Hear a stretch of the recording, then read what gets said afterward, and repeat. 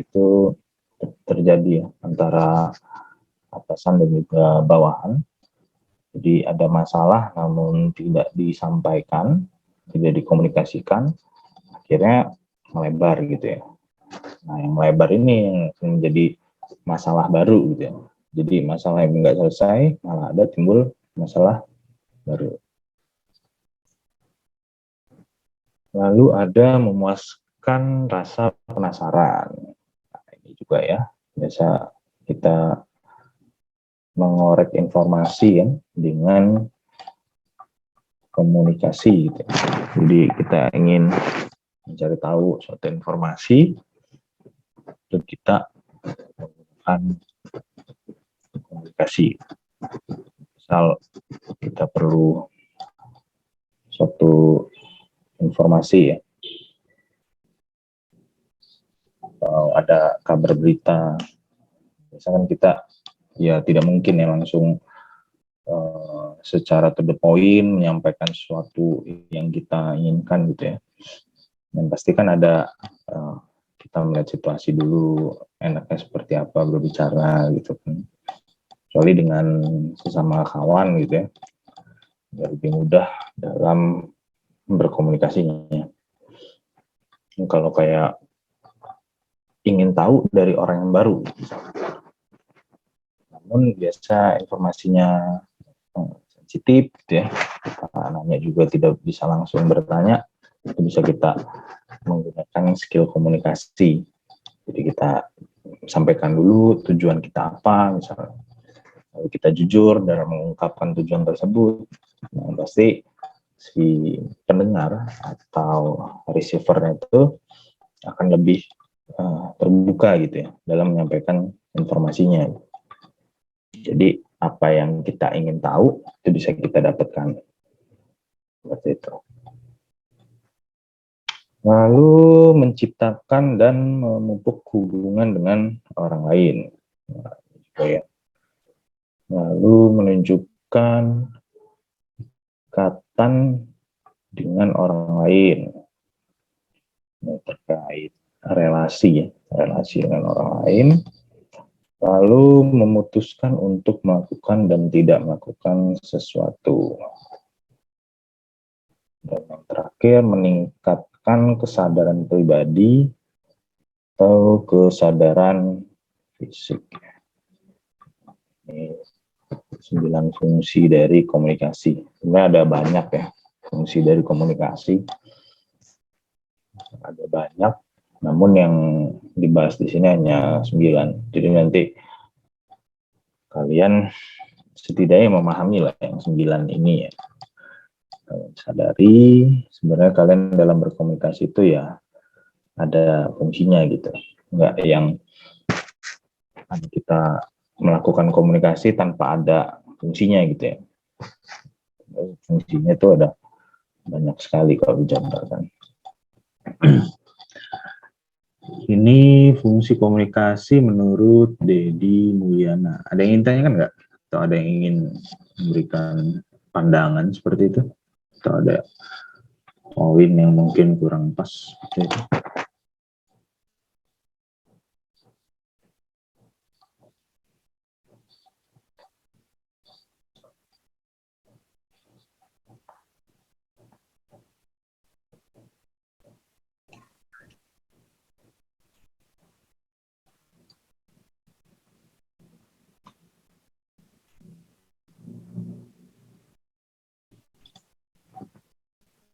Oke, langsung kita masuk ke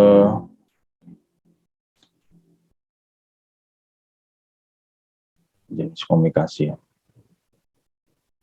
Ada 4 jenis komunikasi menurut Joseph Adevito.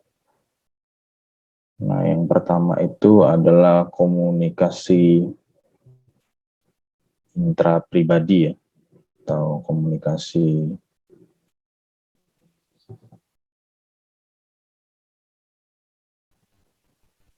dalam diri, lalu ada komunikasi antar pribadi, dan ada komunikasi publik dan komunikasi massa. Jadi ada 4 jenis komunikasi. Nah, untuk definisinya itu, kalau yang intrapribadi ini ya, itu berbicara terkait komunikasi antar diri. Jadi sebenarnya di dalam diri kita itu ada proses komunikasi ya. Bagaimana kita memiliki hati nurani, dan itu harus kita maintain ya, agar terjadi hubungan sehat di dalam diri kita. Nah, di sini membahas komunikasi intrapribadi, atau pikiran terjadi di dalam diri komunikator itu sendiri, di dalam diri, lalu merupakan keterlibatan internal secara aktif dari individu dalam pemrosesan simbolik dari pesan-pesan. Nah, intrapribadi ini itu adalah individu menjadi pengirim sekaligus penerima pesan. Jadi memberikan umpan balik bagi dirinya sendiri dalam proses internal yang berkelanjutan. Jadi kalau kalian sadari, sebenarnya di dalam diri kalian tuh ada suatu komunikasi ya. Namun mungkin setiap orang berbeda-beda gitu ya. Ada di mana kita ingin melakukan sesuatu hal gitu ya. Lalu kita secara nggak langsung itu berkomunikasi terlebih dahulu dengan pikiran kita, hati nurani kita gitu ya.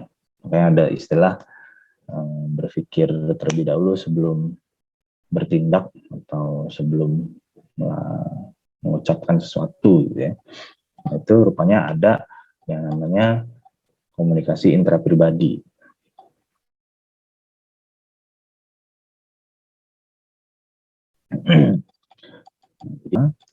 Itu dalam diri kita ya.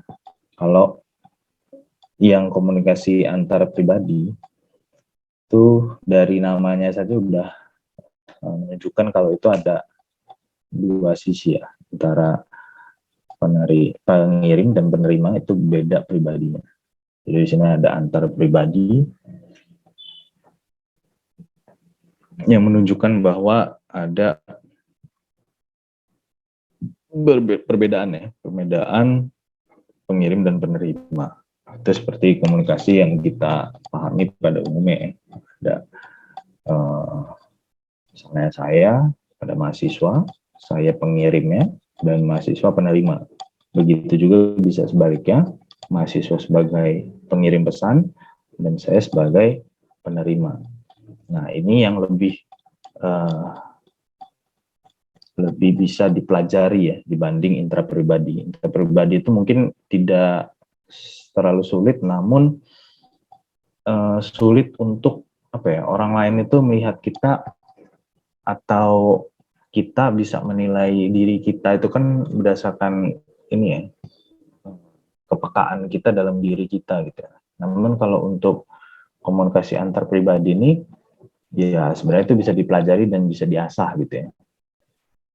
Seperti antara kalian misalnya sesama mahasiswa gitu. Nah, kalian bisa berkomunikasi dengan sesuai gitu ya. Lalu nanti dengan dosen atau dengan lingkungan masyarakat itu kalian ada proses pembelajaran dalamnya gitu. Nah, itu bedanya dengan intrapribadi. Lalu yang ketiga itu ada komunikasi publik ya. Public communication, di mana kalian menyampaikan suatu informasi ya, itu kepada banyak pribadi dari sebuah komunitas, dari sebuah media massa ya, atau banyak lah sekarang komunikasi publik. Nah, di situ kalian menyampaikan suatu informasi yang kredibel gitu ya dalam suatu komunikasi publik. Jadi nanti akan ada data yang di-share gitu ya. Lalu misalnya kalian ingin menggerakkan suatu organisasi atau kelompok, nah itu kalian bisa menggunakan komunikasi publik ini. Atau kita bisa kenal itu dalam ini ya, retorika. Bagaimana kita menyampaikan sesuatu hal itu dengan retorika, dengan penyusunan kata, lalu kita sampaikan kepada publik ya. Kita bisa menggunakan retorika. Nah, mungkin kalian yang biasa berbicara di publik itu akan lebih ini ya, mudah untuk menyampaikan informasi dalam di khalayak umum gitu ya. Jadi kalian menguasai teknik komunikasi di publik. Jadi kalau kalian ingin menggerakkan suatu massa gitu atau kelompok, itu akan lebih mudah gitu ya. Dibandingkan yang kalian ahli di bidang komunikasi antar pribadi, namun jarang melakukan komunikasi publik gitu. Namun ada juga tipe orang yang komunikasi publiknya itu baik gitu ya, namun komunikasi antar pribadinya itu tidak terlalu baik. Ada juga yang ahli keduanya ya. Itu memang harus dipelajari, lalu juga diasah ya. Apalagi yang etika komunikasi publik ya, itu harus diasah. Lalu ada komunikasi massa ya. Nah, untuk massa ini lebih besar lagi ya daripada komunikasi publik.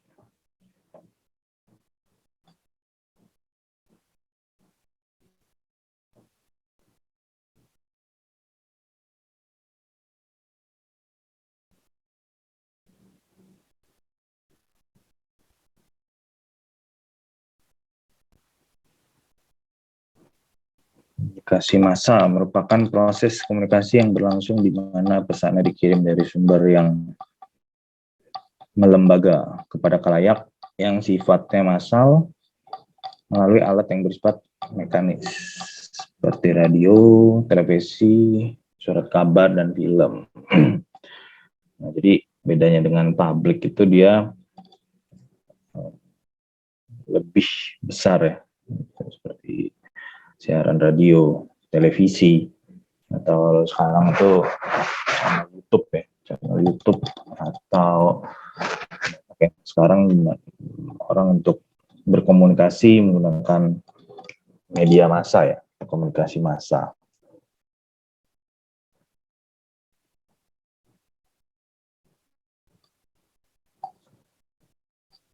Jadi ada peran alat komunikasi ya dalam menyiarkan informasi.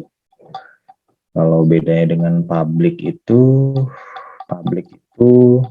dalam situasi tatap muka di depan khalayak yang lebih besar. Jadi ada interaksi ya, bisa tatap muka. Kalau yang komunikasi massa ini biasa dari pengirim atau mengirimkan, namun biasanya tidak ada feedbacknya ya.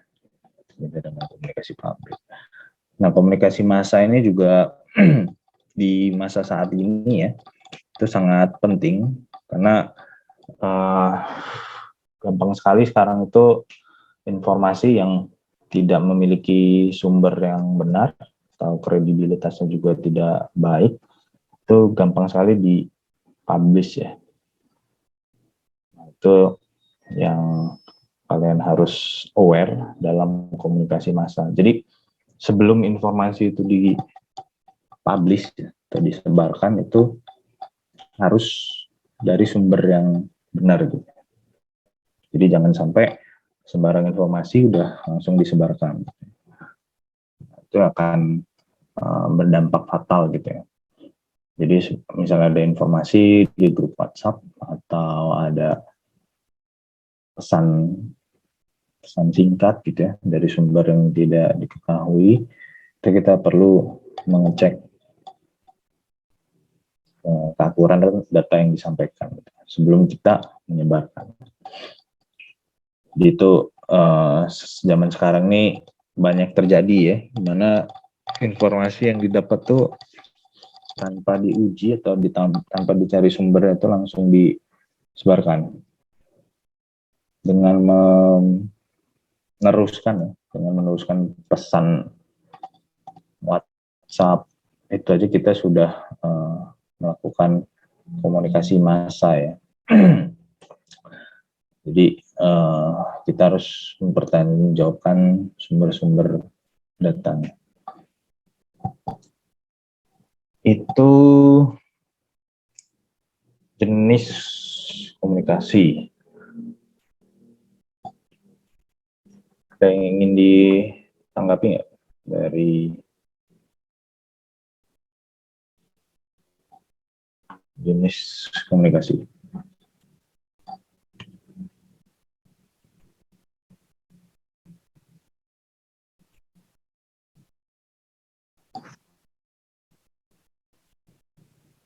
Ini,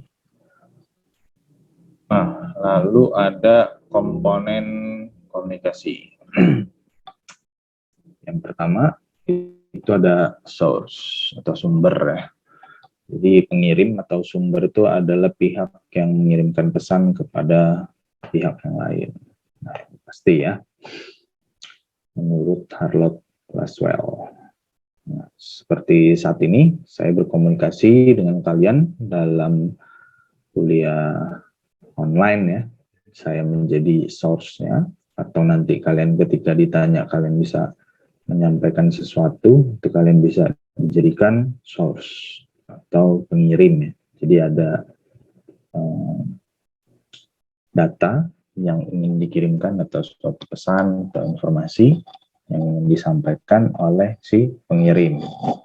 Kalau kita kaitkan dengan teknik telekomunikasi, misalnya ada paket data yang ingin disampaikan atau diteruskan melalui jaringan komunikasi ke penerima, receiver. Bisa menggunakan antena, bisa menggunakan fiber optik, dan lain sebagainya. Lalu ada di dalamnya itu message-nya atau pesannya. Pesan ini adalah isi atau maksud yang akan disampaikan oleh satu pihak kepada pihak yang lain. Nah, jadi ada message-nya atau ada datanya gitu ya. Nah, lalu ada channel atau saluran. Nah, ini sebagai media di mana pesan disampaikan kepada komunikan. Dalam komunikasi antar pribadi, saluran dapat berupa udara yang mengalirkan getaran, nada, atau suara. Ya, ada jalurnya. Nah, makanya ini sebenarnya komunikasi itu ya bisa kita lihat sebagai relasi, bisa juga kita tarik ke dalam bidang telekomunikasi ya, sama ya. Jadi ada yang namanya channelnya. Jadi kalau kita tatap muka, itu kita bisa menggunakan udara ya sebagai media komunikasinya. Nah, kalau misalnya via Zoom atau via jaringan, itu bisa kita melalui jaringan internet gitu ya, sebagai saluran komunikasinya. Makanya kalau tidak ada channel atau medianya ya, lalu si pihak penerima itu tidak menerima pesan yang kita sampaikan, itu tidak dinamakan sebagai komunikasi ya, atau komunikasinya gagal. Jadi ada loss ketika mengirimkan data gitu ya. Lalu yang keempat, receiver. Nah, pastinya harus ada penerima ya, pihak yang menerima pesan dari pihak lain. Nah, kalau pengirim itu sudah mengirimkan suatu data namun tidak ada penerima, itu sama saja ini tidak terjadi komunikasi, karena tetap harus ada receivernya. Kalau enggak ya pesan kita itu tidak memiliki penerima. Dalam artian kita paketnya itu tidak sampai, seperti itu ya. Kalau kayak seperti mengirim paket gitu ya, di pihak penerima tidak ada, otomatis tidak tersampaikan ya apa yang dikirimkan itu. Lalu umpan balik, feedback adalah tanggapan dari penerima pesan atas isi pesan yang disampaikan. Nah, umpan balik ya sangat penting. Jadi komunikasi itu harus ada umpan baliknya. Kalau tidak ada, ya tidak dikatakan sebagai komunikasi. Ya seperti kita berkomunikasi, kita ingin seperti menanyakan suatu informasi misalnya, lalu tidak ada feedback atau tidak ada tanggapan lah ya, tidak ada tanggapan, itu akan terjadi kegagalan dalam komunikasi. Jadi ada komponen feedback yang tidak tersedia gitu ya. Jadi seperti kita misalnya nih ya, meminta data perusahaan kita mengajukan email atau kita berkomunikasi dengan pihak yang bertanggung jawab dengan data itu. Lalu pihak tersebut tidak merespon atau tidak meng-email balik informasi tersebut, itu akan terjadi yang namanya kegagalan komunikasi. Untuk itu kita harus memperbaiki gitu kan komponennya. Lalu kita lihat apakah ada feedbacknya. Kalau tetap tidak ada, ya berarti bisa dikatakan komunikasinya gagal gitu ya. Bisa jadi feedbacknya itu dalam penolakan misalnya, atau ada suatu tanggapan ya, bisa kita bilang tanggapan dari si penerima. Lalu ada protokol atau aturan yang disepakati para pelaku komunikasi tentang bagaimana komunikasi itu akan dijalankan. Protokol ya. Nah, ini sama, teknik komunikasi juga teknik telekomunikasi itu ada yang namanya protokol ya. Jadi gimana pengirim dan penerima itu ada suatu kesepakatan ya, dalam berkomunikasi gitu ya. Nah, dalam skill komunikasi itu kalian harus peka yang namanya protokol ini. Jadi yang sempat saya bahas juga, protokol antar jenis komunikasi itu dan juga antar penerima dan pengirim itu memiliki protokol yang berbeda-beda. Jadi nggak bisa kalian terapkan protokol misalnya dengan masyarakat pedesaan dengan masyarakat perkotaan gitu. Jadi nggak mungkin kalian menggunakan bahasa yang terlalu tinggi untuk berkomunikasi dengan misalnya penduduk desa gitu ya. Otomatis informasi yang kalian sampaikan itu mungkin tidak diterima oleh mereka gitu ya. Karena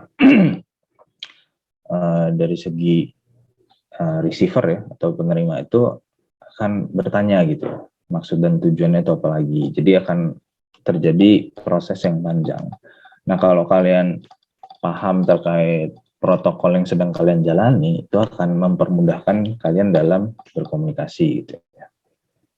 Jadi tidak serta-merta itu protokolnya sama.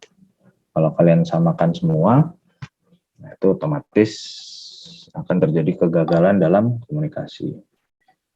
Jadi lihat dengan siapa kita berkomunikasi gitu ya. Seperti itu. Ini komponen-komponen dalam komunikasi. Jadi kalau kalian misalnya iseng ya melihat telekomunikasi dengan komunikasi gitu ya. Sebenarnya hampir-hampir sama prinsipnya, namun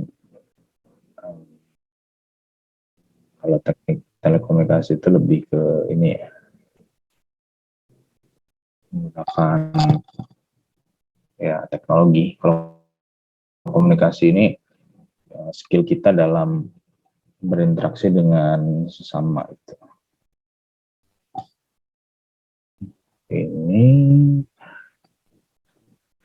Ini komponennya ya. Jadi pastikan dalam berkomunikasi itu ada 6 komponen.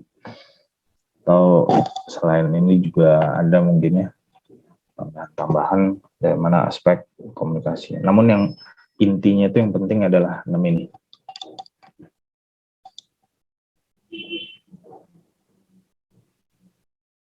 Oke, untuk komponen komunikasi ada yang ingin ditanyakan nggak atau disampaikan gitu?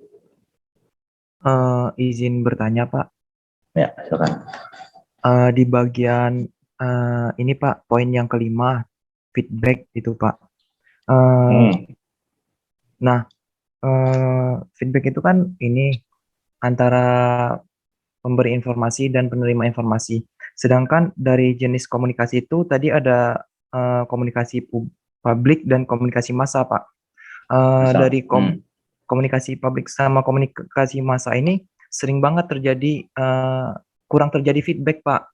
Hanya menyampaikan informasi, apalagi komunikasi massa ini menggunakan media koran dan juga media massa, Pak. Nah, itu jika tidak terjadi feedback seperti itu, apa tetap dikatakan komunikasi, Pak? Sedangkan tadi kata Bapak, kalau tidak ada komponen dari 6 ini, tidak bisa dikatakan komunikasi, Pak. Terima kasih, Pak.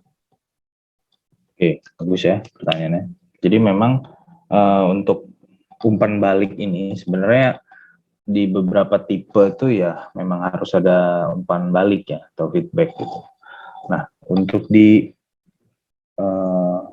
komunikasi massa itu memang dia sistemnya itu disetting untuk tanpa feedback ya. Jadi dari segi informasi atau datanya itu memang harus sudah kredibel gitu ya. Sudah diuji dan dia memang disajikan tuh dalam bentuk minim feedback lah, istilahnya gitu kan.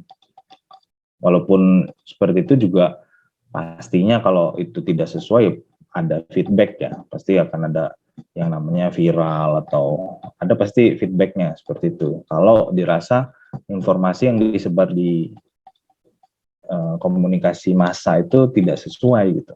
Makanya di sini yang ditekankan pada komunikasi massa itu adalah message-nya gitu ya. Message-nya harus kredibel dari sumber yang terpercaya seperti itu, Andri.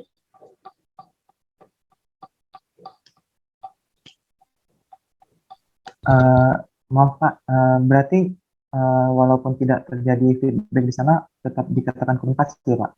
Ya, bisa untuk di komunikasi massa ya. Iya, Pak. Sebenarnya ada, namun persentasenya tuh kecil gitu untuk feedback ya, untuk feedback.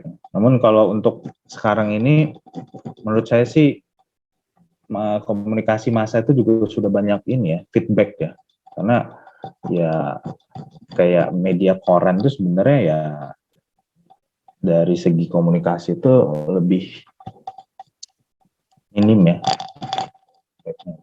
Soalnya kita publish di media online gitu kan, kita bisa melakukan komentar gitu kan. Jadi ya tetap ada feedbacknya gitu dalam bentuk komentar gitu.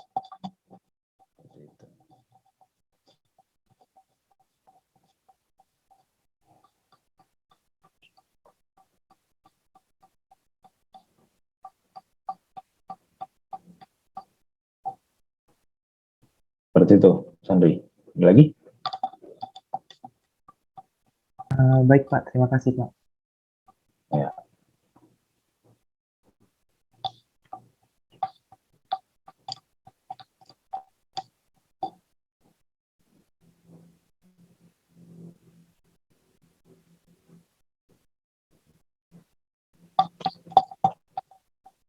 Ya, ini komponen dari komunikasi.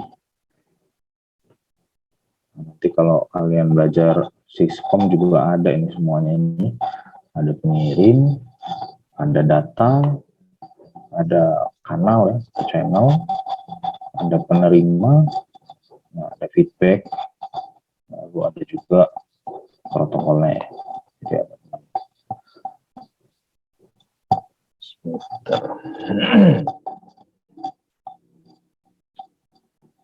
Lalu masuk ke proses komunikasi. Ini menurut Harlow Laswell lagi ya. Prosesnya itu ada 4 sini. Nah,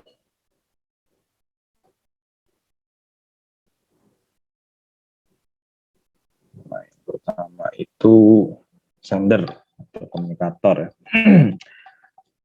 Ada pengiriman yang berkomunikasi dengan orang lain, mengirimkan suatu pesan kepada orang yang dimaksud.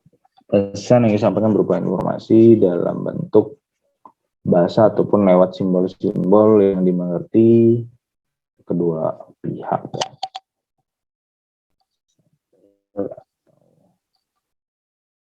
Komunikator yang berkomunikasi dengan orang lain. Lalu ada message atau pesan, sampaikan melalui suatu media atau saluran secara langsung maupun tidak langsung. Contohnya berbicara langsung melalui telepon, surat, email, dan media lainnya. Lalu sini ada media kan ya.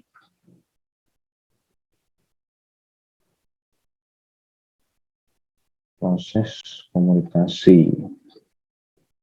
Masih poin ini ya, masih poin komponen, belum saya ganti. Jadi ada 5 ya. Pertama itu si komunikator, lalu ada pesan, media, komunikan. Nah, jadi pertama itu komunikator itu mengirimkan suatu pesan ya kepada orang yang dimaksud. Pesan yang disampaikan berupa informasi dalam bentuk bahasa ataupun lewat simbol-simbol yang bisa dimengerti kedua pihak. Ya, jadi ini prosesnya. Pertama, ada data yang dikirimkan oleh pengirim, sender. Lalu pesan disampaikan melalui suatu media atau saluran secara langsung maupun tidak langsung. Contohnya berbicara melalui telepon, surat, email, atau media lainnya. Jadi pesannya itu dikirimkan. Lalu media channel, alat yang menjadi penyampaian pesan dari komunikator ke komunikan. Selanjutnya pesan tersebut diterima oleh komunikan ya, atau receiver. Dan yang terakhir, komunikan memberikan umpan balik, feedback, atau tanggapan atas pesan yang dikirimkan kepadanya. Apakah dia mengerti atau memahami pesan yang dimaksud oleh si pengirim. Itu prosesnya ya. Jadi ada 5 proses. Itu dikaitkan dengan 6 komponen ini. Slide-nya tapi masih yang komponen. Nah, jadi ada pengirim, ada pesan yang dikirim, lalu ada media yang digunakan, lalu diterima, dan penerima itu memberikan feedback. Itu proses komunikasinya ya.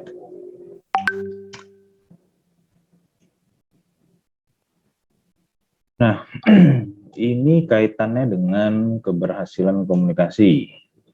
Pertama, komunikator merupakan sumber dan pengirim pesan. Kredibilitas komunikator yang membuat komunikan percaya terhadap isi pesan sangat berpengaruh terhadap keberhasilan komunikasi. Nah, ini di bagian komunikator itu harus dia memiliki kredibilitas ya dalam berkomunikasi. Nah, makanya poin kredibilitas ini sebenarnya poin yang sangat penting ya, kita sebagai sumber atau source. Jadi kalau ibarat kredibilitas kita itu diragukan, nah itu otomatis informasi yang kita berikan itu akan seperti apa ya, bisa diragukan kebenarannya, seperti itu. Makanya biasanya itu akan terjadi feedback ya, feedback yang cukup banyak itu ketika kredibilitasnya itu dipertanyakan gitu ya, kredibilitas si pengirim pesan. Nah, beda halnya dengan pengirim yang kredibilitasnya sudah cukup baik gitu ya, cukup baik. Walaupun ada suatu feedback itu mungkin tidak terlalu ini ya, tidak terlalu besar feedbacknya gitu. Atau feedbacknya itu bisa dalam artian responnya ya, bisa respon negatif, respon positif. Nah, untuk respon negatif mungkin tidak terlalu besar, tapi ada juga ya feedback dengan menanggapi statement orang tersebut gitu ya. Jadi kredibilitasnya itu di dalam aspek pengirim itu sangat di garis bawahi ya, tadi perhatikan. Lalu pesan yang disampaikan, pesan harus memiliki daya tarik tersendiri sesuai kebutuhan penerima pesan, adanya kesamaan, pengalaman tentang pesan, dan ada peran dalam memenuhi kebutuhan penerima. Nah, pesan ini sangat erat dengan komunikasi ya. Jadi ketika seperti di kelas inilah, judulnya etika profesi, namun dalam penyampaian itu misalnya melebar ke pembahasan terkait ilmu alam atau ilmu yang tidak berhubungan itu disampaikan misalnya.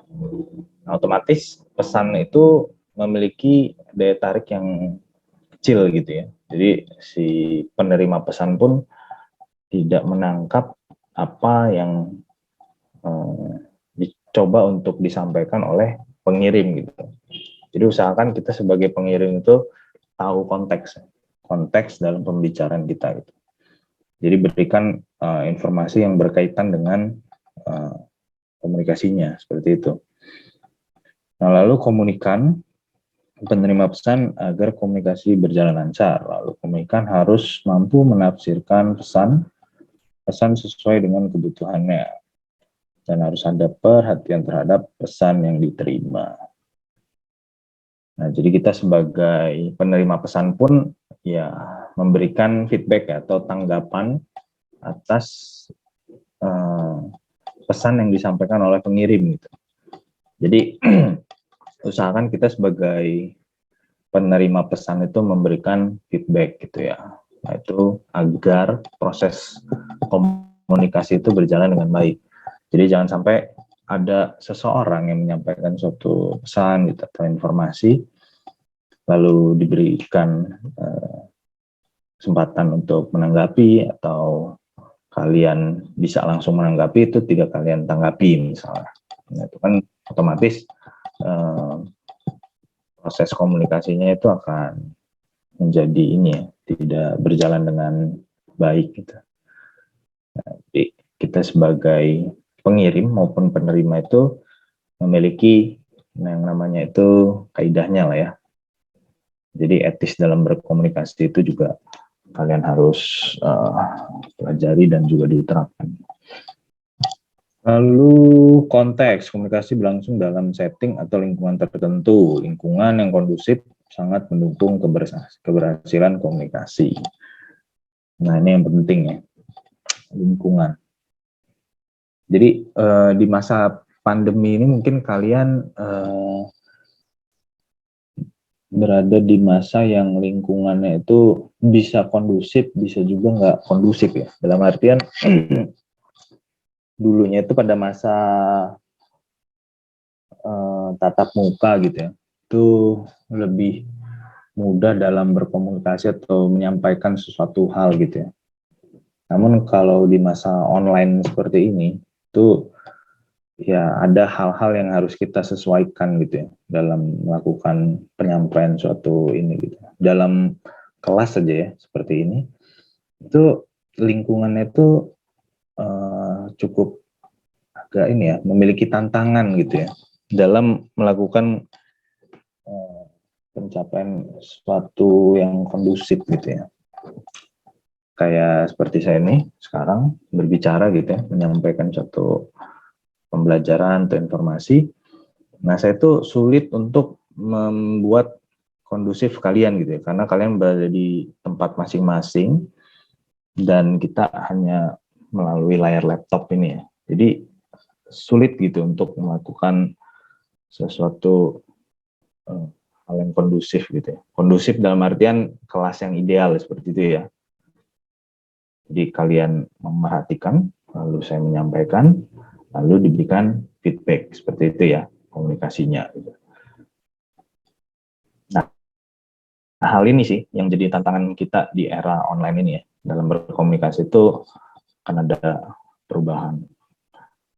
Lalu yang terakhir itu sistem penyampaian berkaitan dengan metode dan media yang digunakan dalam proses komunikasi harus disesuaikan dengan kondisi atau karakteristik penerima pesan. Nah ini yang tadi saya maksud penyesuaian dalam berkomunikasi ya. Kita harus paham dengan siapa kita berbicara, lalu kira-kira bahasa yang seperti apa yang kita dapat sampaikan seperti itu ya, terkait teknik dalam berkomunikasi. Ini yang penting dan yang saya harapkan kalian tuh bisa lebih peka gitu dalam berkomunikasi. Jadi ini kan hanya sebatas teori ya, nanti juga kalian akan menerapkan itu di kehidupan kalian sehari-hari gitu. Nah ini yang harus kalian lihat dalam diri kalian, apakah kalian sudah menerapkan komunikasi yang benar gitu dari beberapa teori yang telah kita bahas. Nanti akan menjadi refleksi lah untuk kalian, apakah saya sudah berkomunikasi dengan baik atau belum, atau saya sudah mencoba komunikasi yang seperti apa gitu ya, yang interpribadi, lalu antar pribadi, publik atau massa, apakah itu sudah dicoba semua, lalu bagaimana feedback atau tanggapan dari orang yang menerima pesan kita. Nah itu sebenarnya kalian sudah bisa gali ya dari teori yang sudah saya sampaikan. Oke, itu skill komunikasi. Ada yang tanyakan nggak?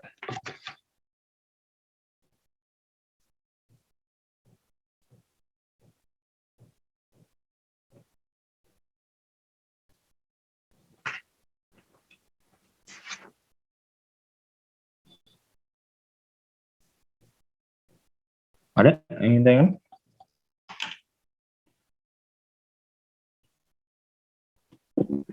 Dari saya sih mungkin cukup, Pak. Oke, ini sampai jam 9 ya, benar ya?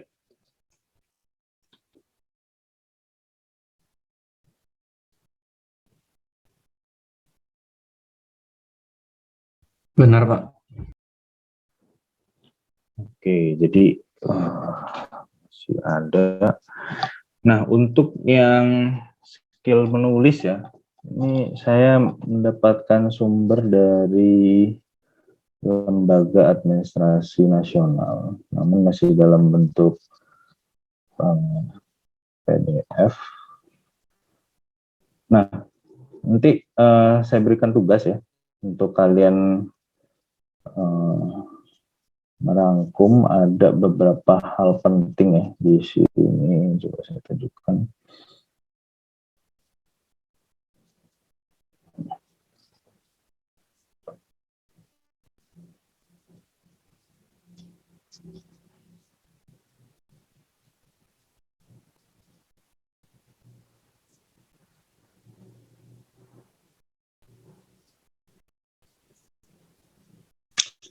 Nah, ini ya.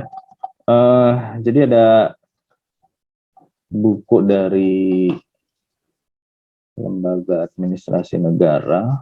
Jadi kalau nanti kalian berada atau bekerja di kementerian gitu ya, bisa kalian akan mendapatkan ini. Ada beberapa modul sih ya, banyak dalam komunikasi, lalu juga kalau yang ini dalam penulisan karya ilmiah ya. Nah, di sini ada beberapa kaidah yang kalian harus pelajari. Nah, nanti kalian rangkum ya hari ini. Bagian bab 2 sampai bab 3 nih. Nah, jadi nanti kalian rangkum, tidak perlu banyak-banyak ya, 2 lembar aja. Nanti kalian rangkum, maksimal 2 lembar. Jadi ada beberapa poin di sini nanti kalian tuangkan dalam rangkuman kalian. Jadi sebenarnya kalau karya ilmiah ini ya kalian bisa pelajari ya dalam berbagai sumber. Jadi kalau kalian kayak harus membaca dan merangkum ya. Jadi apa aja yang diperlukan dalam kalian menulis karya tulis ilmiah. Gitu. Karena ini nanti berkaitan dengan tugas akhir ya. Kalian akan membuat tugas akhir. Jadi ini penting dalam melihat suatu karya ilmiah gitu ya. Jadi jangan sampai kalian membuat suatu karya ilmiah itu tanpa adanya panduan gitu. Nah, jadi di sini membahas terkait panduan karya ilmiah. Nanti akan saya share ya. Kalian rangkum hari ini ya sampai jam 12 malam. Itu dikumpulkan di kuliah online. Ini udah masuk semua di kuliah online? Saya sudah, Pak. Sudah, Pak. Oke. Kalau yang belum, harap diurus ya kuliah online ya.